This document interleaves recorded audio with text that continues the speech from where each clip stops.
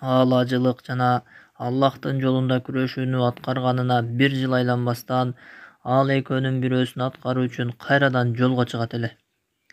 Такыба халифа Харун ар-Рашид: тарыхка кол салгандар кор болсун, алар бизди канча алдашты. Мен исламдагы улуу 100 инсанды тандап, аларды бул китепке жаза баштаганымда, момундардын падышасы Харун ар-Рашид алардын тизмесинде жок эле. Мен бул инсанды улуу инсандардын катарына жазуунун ордуна ага сын пикирлерди айтууну каалаган элем.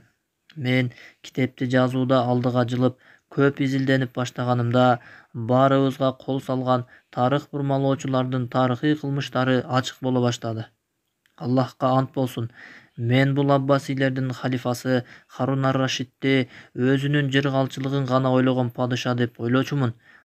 Анткени бул түшүнүктү тарых бурмалоочулары адабий жана илимий иштер аркылуу биздин мээбизге сиңдирип койгон экен.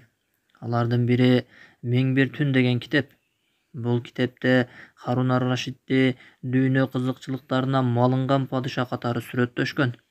Тарых бурмалоочулары бул жомок китептин арабтардын же исламый китеп эместигин жашырып келишет.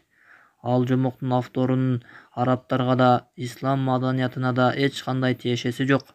Анткени үммөттүн тарыхын булгаган бул китепте араб коомунун маданиятын билбегендиги даана билинип турат. Анын барактарындагы шермендечиликтерди айтпай эле коеюн. Ага карабастан, бул китеп батыш элинде араб жана ислам ааламынын китеби катары кабыл алынган. Харун ар-Рашидтин чыныгы жашоосун билгендердин көпчүлүгү таң калышы мүмкүн. Аббасилердин улуу халифасы Харун ар-Рашид кылмышкерлер сүрөттөгөндөн таптакыр башкача болгон. Харун ар-Рашид Аллах Таалага моюн сунууга жана элинин кызыкчылыгын кароого өтө бекем болгон. Илимдүүлөргө жана элинин алсыздарына өзгөчө көңүл бургандыгы анын өмүр таржымалын өзгөчөлөнтүп турат. Ал тарых бурмалоочулар айткандай, дүйнө кызыкчылыгына мас болгон эмес. Ислам тарыхында динсиздер тараптан бурмаланбаган таза тарыхта Харун ар-Рашидтин исламга жана мусулмандарга кылган жардамдары байма-бай айтылган. Ошондой эле анын такыбалыгы, дербиштиги, дүйнө кумарына кызыкпаганы баса белгиленген. Харун ар-Рашид ислам тарыхында 1 жыл ажылык кылса, 1 жыл Аллах жолунда күрөшкө чыккан халифа катары белгилүү болгон. Ар-Рашид өтө диндар болгондуктан шарият мыйзамдарына бекем болгон. Ислам тарыхчылары анын өмүрүнүн аягына чейин ар күнү 100 рекет кошумча намаз, нафил окуганын, эсепсиз садакаларды бергендигин баса белгилешкен. Эгер ал Аллах жолунда күрөшүү менен алек болбосо, анда дароо ажылыкка жөнөп кетчү. Ошондой эле ал аалымдарга да эң жакшы падыша болгон. Алардын сөздөрүн укканда көздөрүнө жаш алчу. Улуу имам Абу Муавия ад-Дарир ал тууралуу мындай дейт: мен анын жанында пайгамбарыбызды айтканымда, мырзама Аллахтын туба саламы болсун дейт эле. Ал эми мен Аллахтын жолунда күрөшүп, өлтүрүлүп, андан кийин кайра тирилтирип, салкылашып кайра өлтүрүлсөм деген хадисти айтканымда, көзүнүн жашы өксүп ыйлаган ыйга айланат эле. Абу Муавия ад-Дарир көзү азиз болгон, мамлекетинин кеңдиги Кытайдан Атлантикага чейин созулган падыша Харун ар-Рашид тууралуу ажайып окуяны айтат. Тамак жеп бүткөндөн кийин менин колума бирөө суу куйгандан кийин ар-Рашид мындай деп сурап калды: сага ким суу куйганын билдиңби? Мен жок деп жооп бердим. Ал айтты: мен муну илимди сыйлагандыгым үчүн кылдым. Үммөттүн башка аалымдары да Харун Рашидке ушундай мамиледе болушкан. Фудайл ибн Ият айткан: мен момундардын падышасы Харун Рашидтин өлүмүнө өкүнгөндөй эч кимге өкүнбөдүм. Аллах Таала менин өмүрүмдөн алып, анын өмүрүн узартуусун каалайт элем. Имам Мансур ибн Аммар айтат: мен зикирде, Аллахты эстөөдө ыйлаган Фудайл ибн Ият, ар-Рашид жана башка үчөөнөн башкасын көрбөдүм. Такыба аалым Фудайл ага: о келбеттүү Харун Рашид, келбеттүү болгон. Бул үммөттүн жоопкерчилиги сиздин мойнуңузда деп айтканда, Аллахтан коркуудан араң турган Харун ар-Рашид көздөрү жашылданып ыйлап кирди. Күндөрдүн биринде Ибн ас-Саммак Харун ар-Рашидке кирип калат. Ар-Рашид суу сураганда ага бир идишке суу берет. Ал идишти алып ичерде Ибн ас-Саммак айтат: "Шашылбаңыз, момундардын падышасы. Эгер бул жок болгондо канчага сатып алар элеңиз?" Харун: "Падышалыгымдын жарымына" деп жооп берет. Ал сууну ичип болгондо Ибн ас-Саммак кайра сурайт: "Эгер бул суу сиздин денеңизден чыкпай калса, аны чыгаруу үчүн канча берет элеңиз?" Харун: "Падышалыгымдын баарын" деп жооп берет. Ошондо улуу имам Ибн ас-Саммак Харун ар-Рашидке карап мындай дейт: "Падышалык бир уртам суу жана анын чыгуусуна бериле турган болсо, анда ага атааңдашуунун кереги жок турбайбы?" Бул сөздөрдү уккан Харун ар-Рашид шолоктоп ыйлап кирген. Харун ар-Рашиддин такыбалыгы, ибадатка бекемдиги аны өлкөсүнүн иштеринен тоскон эмес. Аббасий халифасы Харун ар-Рашиддин доору экономиканын, илимдин жана цивилизациянын өнүккөн доору болгон. Харун ар-Рашид такыба Салиха аялынын кеңеши менен мусулмандардын шаарынан Мекке жана Мединага жол ачып, ажылар үчүн жолдун ар кайсы жерине акысыз мейманканаларды курдурган. Ар-Рашид улуу мусулман өлкөсүнүн өнүгүүсүнө көп каражат жумшаган. Анын өлкөсүнүн жогорку кызматтагы адамдары бири-бирине атааңдашып, чоң каналдарды ачуу, суу чыгаруу, мечиттерди куруу жана жол оңдоо иштерин көп жасашкан. Улуу халифа Харун ар-Рашид жер ортолук деңиз менен Кызыл деңизди бириктирген чоң канал ачуу долбоорун иштеп чыккан. Бирок Харун ар-Рашид римдиктердин Мекке жана Мединага өтүүлөрүнө жол ачылып калуусунан коркуп, бул чоң долбоорун токтотуп койгон. Улуу халифа Харун ар-Рашид ойлогон бул долбоорду андан 1000 жылдан кийин француз инженери Фердинанд де Лессепс ишке ашырып, Суэц каналы курулган.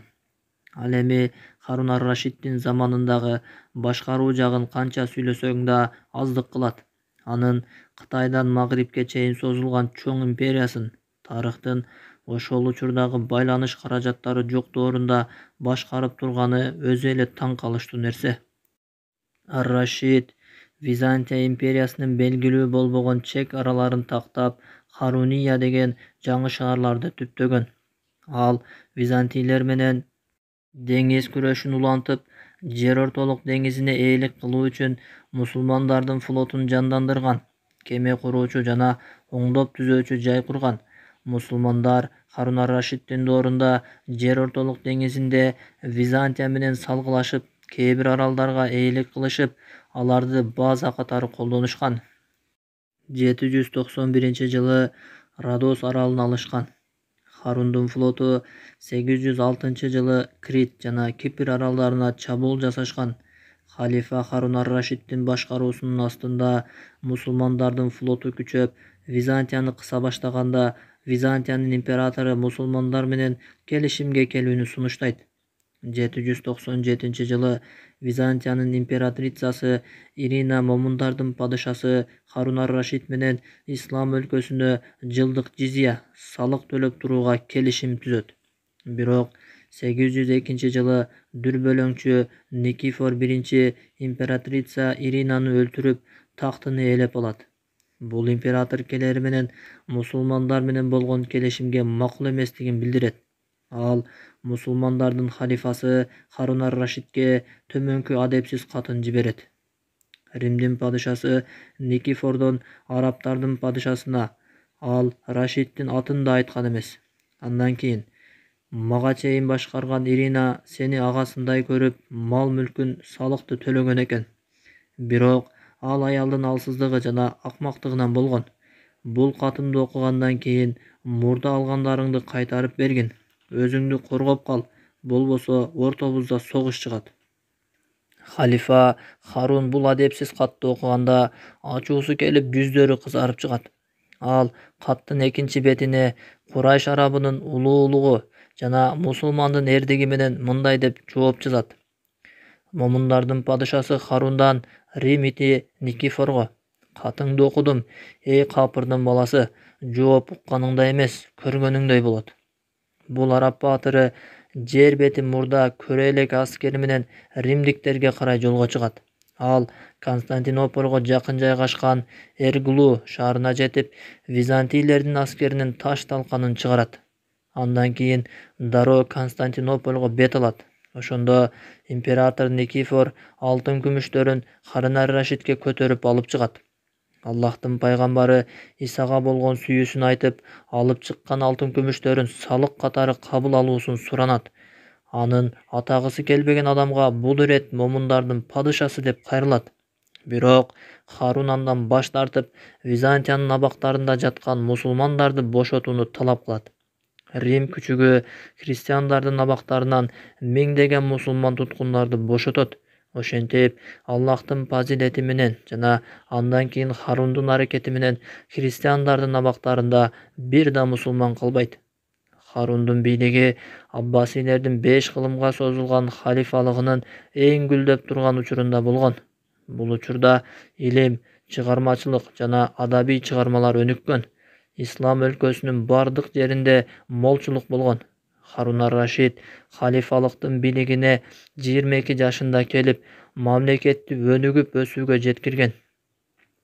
Харун бийлик экелери менен жалпы ырайым кылууну жарыя кылып, абактарда оор кылмыш кылгандар гана калган. Халифалыктын борбору Багдад инсаният цивилизациясынын борбору болгон. Багдад Харундун доорунда тынчтык шаары деп аталган. Аббасилер тарабынан курулган бул шаарга Харун ар-Рашид жана мамлекеттин жогорку кызматындагылар өтө жогору деңгээлде көңүл бурушкан. Багдад анын доорунда өнүккөн чегине жеткен. Калкынын саны да өсүп, миллионго жеткен. Ошондой эле Багдадка заңыраган мечиттер, мектептер, илим изилдөө институттар, Тигр дарыясынын жээгине кооз сарайлар курулган. Ал дүйнөлүк эркин соода жүргүзүү борборуна айланган.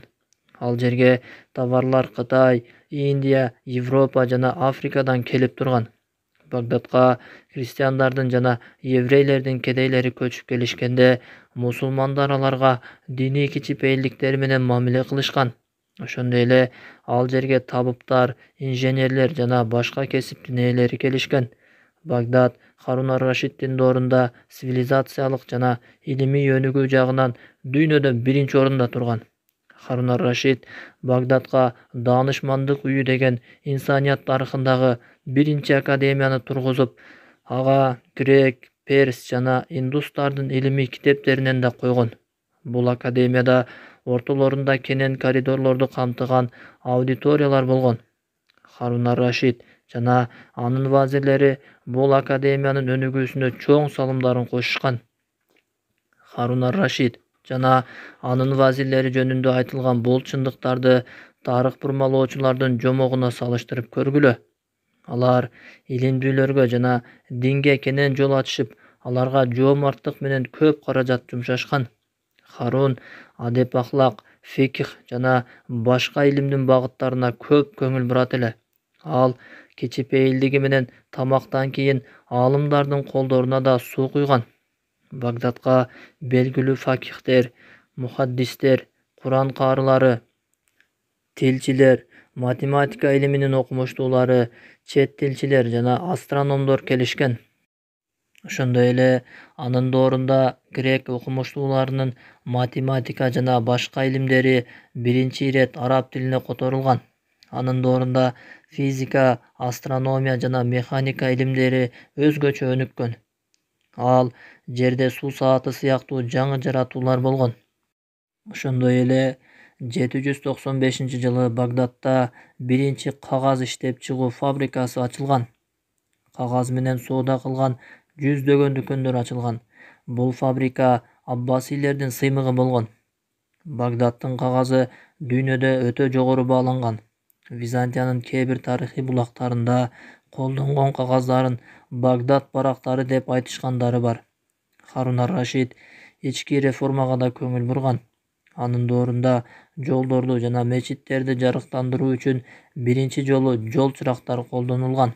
Ошондой эле чарбачылык да мамлекеттин жана элдин негизги кирешелеринен болгон. Харун ар-Рашид чоң көпүрөлөрдү куруп, дарыялардын арасына каналдарды каздырган. Бул иштерди көзөмөлдөө үчүн атайын уюм түзүлгөн. Ошондой эле шаарлар аралык соода жүргүзүү иштерин жандандырып, алардын жолдогу коопсуздуктарын караган. Харун ар-Рашиддин даңкы бүт дүйнөгө тараган. Индия, Кытай жана Европа ага элчилерин жиберишип, достукту бекемдөөгө аракет кылышкан. Харун ар-Рашиддин урпактарынын бири Муктадир Биллах деген лакап аты менен белгилүү болгон Жафар ибн Ахмад ибн Мухаммад ибн Жафар ибн Мухаммад ибн Харундун доорунда Европанын падышаларынын биринен халифалыктын борбору Багдадка таң калыштуу бир кат келет. Бул таң калыштуу каттын тарыхы кандай болгон? Скандинавия элинин тарыхын жазган биринчи мусулман чыгааны ким? Анын Европадагы укмуштуу хикаясы кандай болгон? Кийинки каарман